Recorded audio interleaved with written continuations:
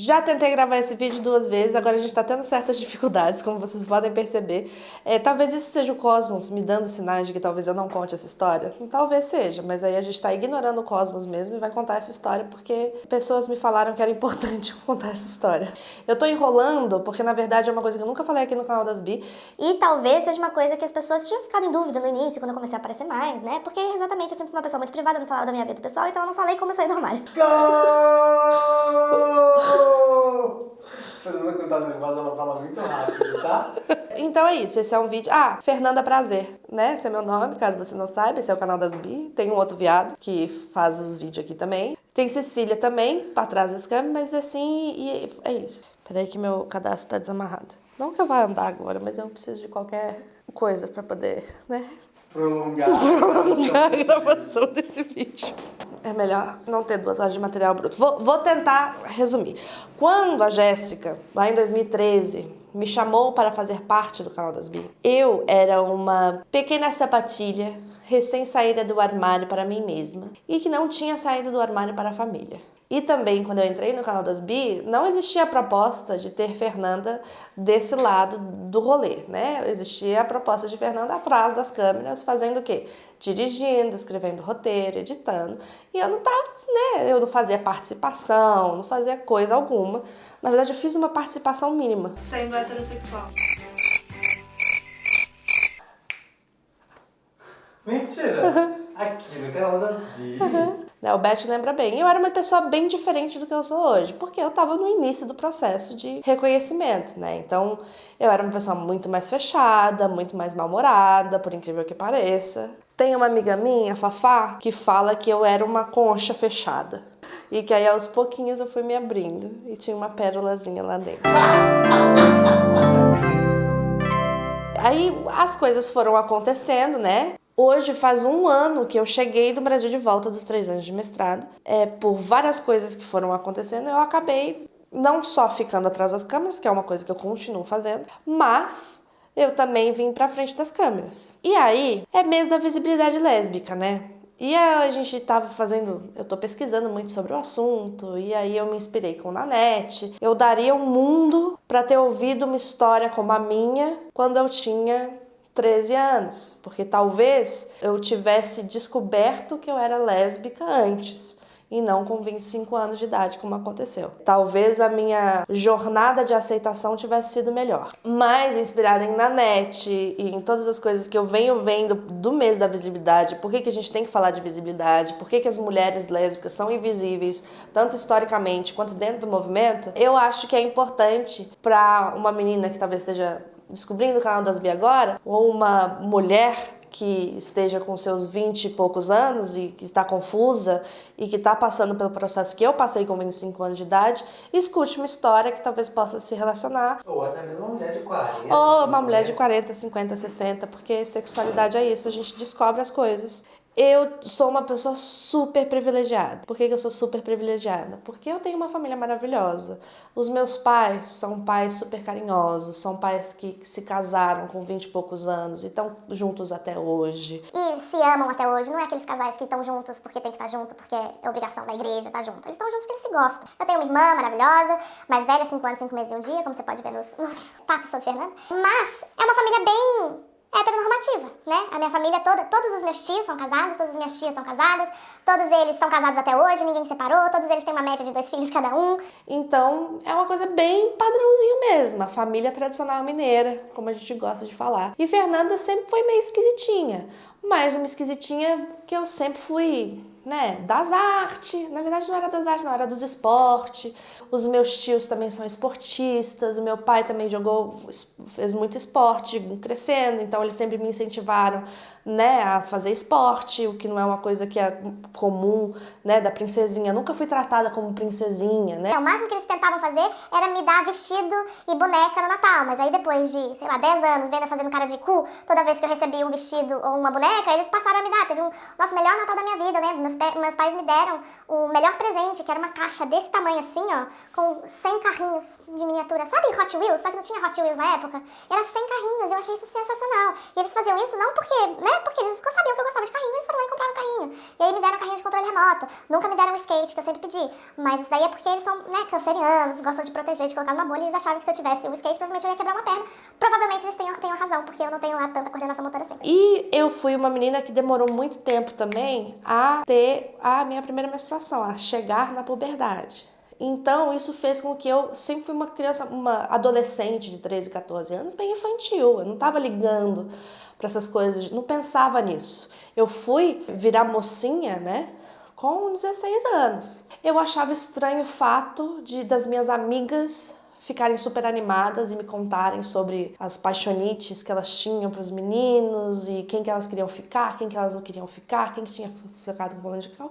E eu achava esse negócio de beijo muito sem graça. Porque eu beijava os meninos, foram muitos. Né, mas não sentia nada, assim, não sentia nada. Beijava e achava assim, tô cumprindo aqui minha cota social, né? Eu acho que pro menino deve ser bacana. Né? E aí, se eu gostava do menino, achava ele uma pessoa simpática, eu dava uns beijos nele porque ele ia ficar feliz. Mas não porque eu gostava de fazer aquilo. Mas eu nunca imaginei que talvez seja porque eu estivesse beijando o gênero errado. É isso que é o certo. Né? Isso que tem na minha cabeça, eu preciso encontrar o meu príncipe encantado, assim como a minha mãe encontrou meu pai, assim como a minha irmã. Encontrou o namorado dela quando ela tinha 17 anos no colégio, que virou o namorado de 10 anos e hoje marido há 10 anos, ou seja, eles têm um relacionamento de 20, enquanto meus pais têm um relacionamento de 35. Doideira, né? Eu tava esperando chegar essa pessoa, porque eu acreditava realmente que, né, uma pessoa certa pra mim. Então é isso mesmo, eu só tô esperando o cara certo. O beijo vai encaixar e eu vou querer transar quando o cara certo chegar. Não apareceu no colégio, aí eu entrei na faculdade. Aí na faculdade eu achei que ia ser na faculdade, que eu sou muito parecida com a minha mãe, tanto fisicamente quanto de personalidade também um pouco. E eu achava que eu ia ser que nem minha mãe. Minha mãe conhecia meu pai na faculdade, entendeu? Então eu achava que eu ia conhecer o meu marido na faculdade.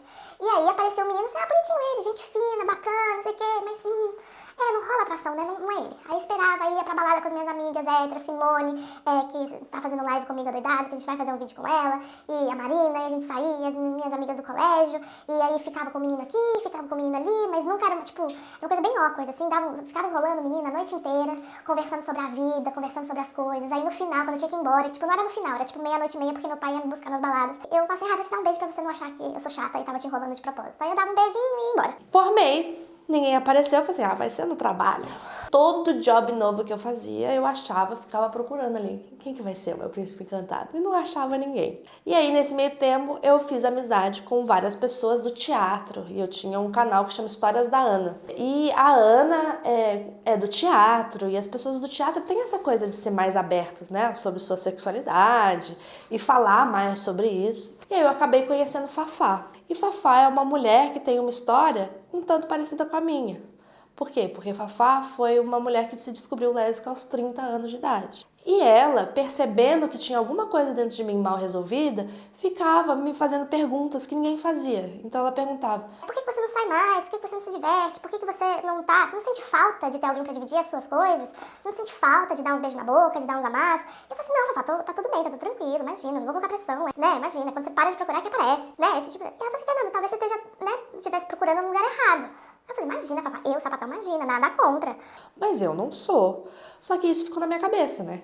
Porque foi a primeira pessoa que virou pra mim e falou assim, você sabe que isso é uma possibilidade, né? Eu sou sapatão, sou muito feliz, descobri só com 30 anos. Assim, você pode estar descobrindo isso agora também, só se abre pra essa possibilidade. E aí eu me abri pra essa possibilidade. Saí com uma menina, rolou um beijo. E aí quando rolou o beijo, acendeu as luzinhas, né? Acendeu os fogo de artifício, tudo.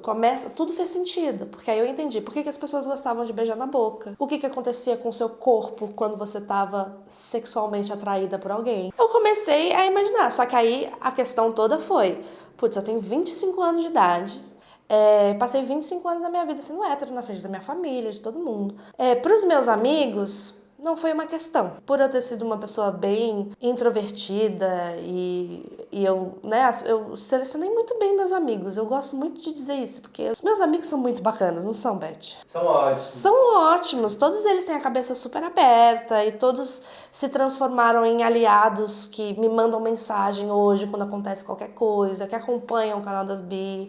Então, para as minhas amigas foi super de boa, e elas super me apoiaram e queriam conhecer e tal. E aí depois dessa menina que eu beijei na boca, Não entrei no clichê sapatão de me apaixonar terrivelmente, entrar no relacionamento e adotamos gatos com a primeira menina que eu beijei na boca. Depois dessa menina que eu beijei na boca, eu saí com outra menina, e aí foi que rolou a primeira vez. Aí eu lembro, eu não podia falar com ninguém, a não ser com os meus amigos. Daí na volta, eu parei o carro na frente da casa da minha amiga da Fafá, que tinha me falado, Fernanda, já pensou que você tá olhando pro lugar errado? E fui, contei pra ela tudo, e ela me acalmou. E ela falou assim, tá tudo bem, foi tudo ótimo, você tá feliz? Eu falei, tô feliz. E aí ela foi super, tipo, uma bigona mesmo pra mim nessa época. e aí eu fui vivendo, né? Até que chegou um momento, no final de 2013, que eu conheci uma pessoa que a gente começou a namorar. E aí, quando a gente começou a namorar, começou a ficar chato, porque eu sempre fui uma pessoa que sempre falou a verdade para os meus pais. Então, onde você tá indo? Ah, eu tô indo no cinema com os meus amigos. Eu tava indo no cinema com os meus amigos. Onde você tá indo? Eu tô indo pra um bar com o fulano de tal. Eu tô indo pra casa da fulana de tal. Eu sempre fui muito aberta. É a partir do momento que você entra num relacionamento com uma pessoa que seus pais não conhecem, e aí você começa a sair bastante com essa pessoa, você começa a ter que mentir. Você começa a ter que falar assim, onde você tá indo? Ah, eu tô indo no cinema com o Herbert e com a Cecília. Só que aí eu tava indo no cinema com a minha ex-namorada. E aí isso começou a me incomodar muito, porque eu não queria... Foi aí, nesse momento, que eu senti que eu tava dentro do armário. E aí foi passando um tempo, isso foi me incomodando, isso foi me incomodando. O meu medo maior, o desapontamento, né? Eu acho que isso que é a maior parte das pessoas que vivem num ambiente familiar agradável, a sua maioria das vezes, e que tem pais que não têm acesso à informação, não tem medo do pai te expulsar de casa e falar assim, você vai agora lidar com as suas coisas sozinho. Você tem o medo de desapontar e de cortar uma relação que é boa. Já era cineasta, entendeu? Já tinha convencido eles que fazer cinema era uma ótima ideia. Então já era esquisita da família que não tinha feito engenharia, advocacia, medicina, né? Nenhuma profissão de verdade. Já tinha começado a mexer com o YouTube. Quem é que mexe com o YouTube? Que profissão é essa? Isso daí é hobby, não é profissão. E aí... Em cima de tudo isso, ainda vai ser sapatão? Né? Então o meu medo era desapontar. O incômodo de estar mentindo para eles começou a ser maior do que o meu medo de desapontá-los, porque eu também sabia que quanto mais tempo passasse, mais tempo a mentira ia ser também um problema. Então eu decidi que estava na hora de contar. Mas aí o que eu fiz? Antes de contar para o meu pai e para a minha mãe, eu falei, vou começar soft. Vou contar para a minha irmã mais velha. Deixa eu medir aqui a temperatura. Se a minha irmã não tiver uma reação boa, impossível meus pais terem uma reação boa. Daí eu liguei para minha irmã. Posso falar com você?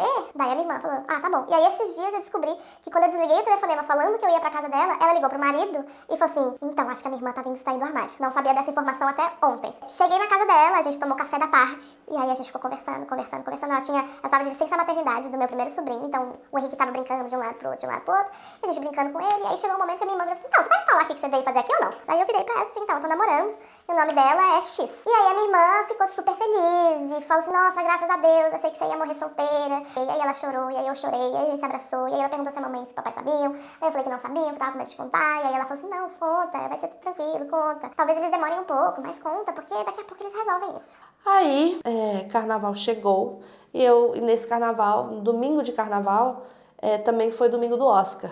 E eu e a minha mãe, a gente tinha, antes de eu viajar para os Estados Unidos, a gente tinha nosso, como chama? A gente tinha esse costume de assistir a premiação do Oscar juntas, que a gente sentava e a gente fazia bolão pra ver quem acertava mais. Minha mãe, né, e eu. Minha mãe chutava tudo porque ela não entendia nada e ganhava o bolão, e eu que entendia de tudo, fazia as minhas escolhas e perdia sempre. E aí eu falei assim, a gente vai estar assistindo o Oscar, eu, minha mãe e meu pai, e no momento de descontração eu só vou salto, que aí vai ter alguma coisa pra distrair. E aí a gente sentou lá e eu passei a premiação inteira tentando falar e não consegui. Eles foram dormir, eu terminei de assistir, eu fui dormir, me sentindo um fracasso. Assim, como é que eu não consigo falar isso? Aí minha irmã no dia seguinte foi almoçar lá em casa e me mandou mensagem.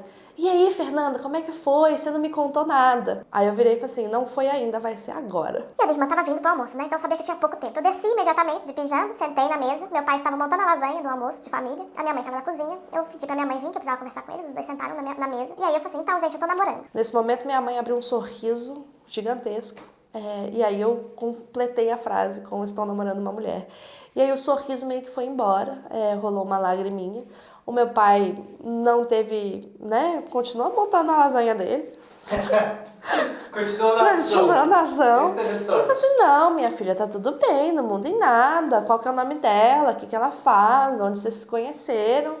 E aí foi mudando de assunto, minha mãe ficou um pouco quieta, mas eu também respeitei, né? Não fiquei, e aí, mãe, Minha irmã chegou com meu sobrinho, distraiu a casa toda, a gente comeu e não falamos mais no assunto. E eu achei, sucesso, acho que isso é uma boa saída de armário. Vai ficar tudo tranquilo. Só que aí, pro meu pai não tinha sido uma surpresa. Pra minha mãe foi. E aí passou uma semana, eu chego em casa do trabalho. Tava fazendo vídeos para o Yahoo na época, sabia? Yahoo! Sobre Big Brother Brasil. Eu cheguei em casa, meus pais estão na cozinha, e aí eles falam que eles não estão preparados pra, né, falar sobre isso, que eles não querem que ninguém saiba, que eles não queriam conhecer essa minha ex-namorada e tudo mais. E isso foi um baque pra mim, mas não rolou discussão, assim. Eu sabia que era o tempo que eles precisavam, mas machucou um pouco. Não vou falar que não machuca, porque por mais que a gente se prepare para isso, por mais que eu, fazendo parte do canal das Bi, ouvisse histórias similares ou muito piores do que isso, não tem jeito da gente se preparar para uma pessoa que você ama falar que talvez ela tenha vergonha de você. Eu fiquei bem chateada, foi uma semana mais ou menos que eu fiquei, né, chegava em casa, chorava. Uma coisa que me ajudou muito, em um desses dias que eu tava chorando no quarto, meu pai abriu a porta, viu que eu tava chorando. E aí ele sentou do meu lado e ele falou, filha, vai ficar tudo bem, a sua mãe precisa de um tempo. Isso me deu, não, tá tudo bem. E a minha irmã também, falou assim, não, calma, eu vou conversar com ela. Minha irmã foi conversando com ela aos poucos também.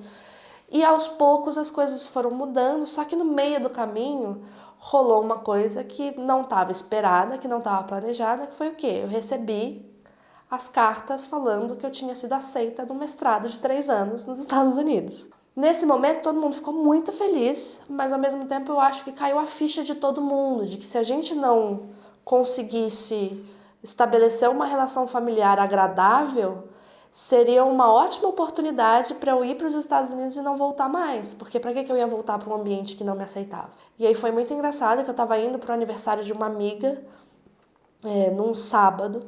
E aí eu virei para minha mãe e falei assim, mãe, tô indo para o aniversário da Simone. Aí a minha mãe assim, a fulana de tal tá vindo te buscar? Eu falei assim, tá. Aí eu falei assim, chama ela pra vir aqui amanhã, a gente vai comemorar um almoço comemorativo que você tá indo pro mestrado. E aí ela foi no dia seguinte lá pra casa e foi super bem recebida. E meu pai conversou com ela, eles tinham a mesma profissão, meu pai é engenheiro, ela era engenheira, e eles conversaram sobre engenharia e tiraram sarro do fato de eu não saber porra nenhuma do que eles estavam falando. Por N motivos, depois disso, eu comecei a fazer a preparação de me mudar, no caso. Eu acabei terminando com essa ex-namorada. Na verdade, a gente terminou mutuamente, né? A gente concordou que essa era a melhor forma. E fui para os Estados Unidos, sem o peso no ombro de estar escondida dentro do armário, né? Os professores já sabiam que eu era brasileira sapatão.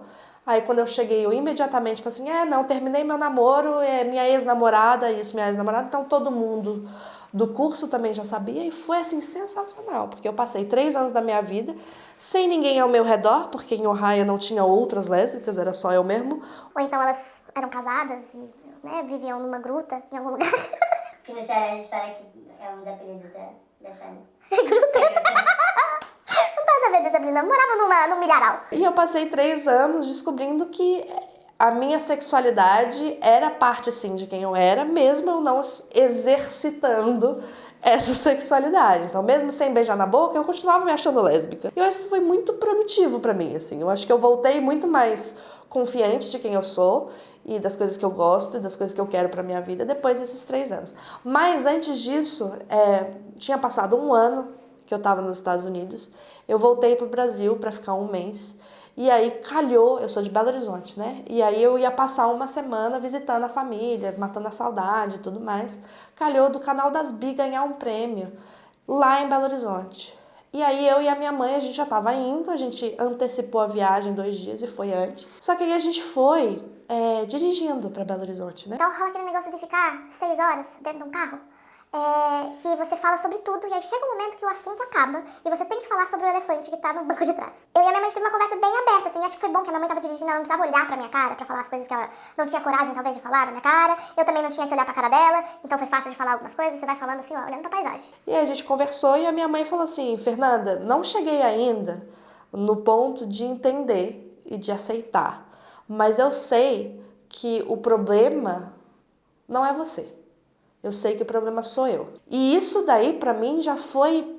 É isso que eu precisava. Eu não preciso que ela me aceite, né, imediatamente. Eu preciso que ela saiba que o motivo pelo qual ela talvez não entenda e ainda estranhe a minha sexualidade, não é o fato da minha sexualidade ser essa. É o fato do mundo inteiro, historicamente falando, e a família dela ter educado ela a achar certas coisas sobre isso.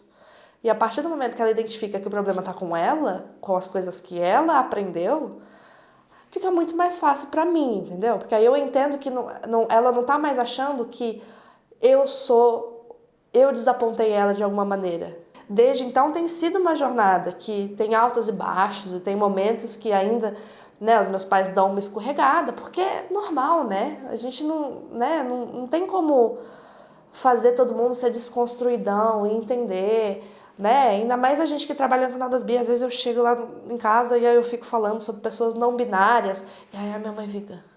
Só que ao mesmo tempo abriu um canal de comunicação pra gente discutir várias coisas dentro de casa. E depois disso, quando eu voltei pro Brasil, eu comecei a namorar de novo, e foi imediato, assim, o acolhimento, né? A minha ex mais recente foi na minha casa, no meu aniversário, e ela tava morrendo de medo, a minha mãe abraçou ela durante 30 segundos e falou assim, não precisa tremer não, tá tudo bem. Nunca parei para poder sair do armário para outras pessoas da minha família, inclusive se você estiver assistindo esse vídeo. Foi só pra minha irmã, pro meu pai, pra minha mãe, mas não saiu do armário pra mais ninguém. Teve uma prima também que saiu pro armário, mas o resto nunca falou assim, então, seu sapatão. Porque eu acho que, assim, se você não teve que virar pra mim e falar, então, eu sou hétero, eu não tenho que falar pra você também que eu sou sapatão. E também eu tenho um canal no YouTube, falo sobre ser sapatão há 1 ano e meio, entendeu? Se você não sabia ainda, eu sinto muito. Tá faltando interpretação de texto. Ou Wi-Fi. Ou Wi-Fi. Mas é isso. E aí hoje eu sou uma sapatão maravilhosa, resolvida? Não. Tenho minhas questões. A gente vai aprendendo, né? E aprendi muito dentro do canal das Bi. O canal das Bi me ajudou muito a sair do armário. O canal das Bi me ajudou muito a me manter fora do armário. Mas é isso, essa é a minha história. Espero que tenha ajudado alguém. Se não ajudou também, conta a sua história aqui embaixo. Talvez contar a sua história possa ajudar alguém que esteja assistindo esse vídeo. Eu sei que eu sou muito privilegiada, porque em nenhum momento eu senti que eu não fosse mais amada pelos meus pais. Em nenhum momento eu senti que eu talvez estivesse numa situação de risco. Sempre tive amigos, tive uma rede de apoio sensacional que me apoiou durante essas 2 semanas que eles não estavam lidando muito bem com o assunto. Nossa, que cretino é eu reclamar disso, né? Foram 2 semanas difíceis. Mas fui muito... Durante essas 2 semanas, eu sou muito feliz porque eu tinha muitas pessoas do meu lado falando que ia passar, que ia ficar tudo bem, né? E eu sei que muita gente não tem isso. E muitas vezes, essas 2 semanas são 3, 4, 5, 10, 15 anos para outras pessoas. Ou nunca, né? Porque tem pais que nunca viram e por causa da ignorância, da falta de conhecimento e de todos os preconceitos que a gente tem dentro da gente, eles não conseguem atravessar fazer essa transição de tenho um problema com você ou tenho um problema comigo. As pessoas não conseguem fazer isso. Eu acho que esse tempo você tem que dar para os seus pais. E foi isso que eu fiz. E eles são ótimos, maravilhosos, sensacionais. O que mais tem que falar? Tem que falar mais alguma coisa? Contei tudo, não contei? Perfeito. Então é isso. Se você gostou do vídeo, dá um joinha. Se você não gostou, tem outros aí. Tem outros aí, assiste. São 605. Eu fiz essa contabilidade outro dia. Se inscreve no canal das Bi. Lembrando que a gente tá fazendo 5 vídeos por semana. Na segunda, na terça, na quarta, na quinta, na sexta. E é isso aí, tá bom? Então tá bom. Então, beijo.